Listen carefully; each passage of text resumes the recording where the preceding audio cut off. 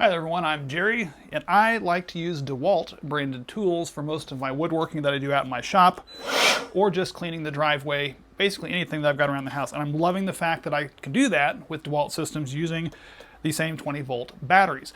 The batteries, though, are the expensive part of owning a tool, as anybody knows, and these are extremely expensive.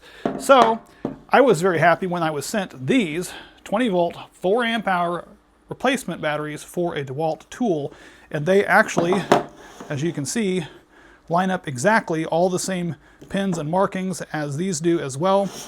In fact, even have battery indicators like these do as well. So everything in them, even almost down to the color, looks almost identical. But the real question is, does it work? I mean, yeah, it does.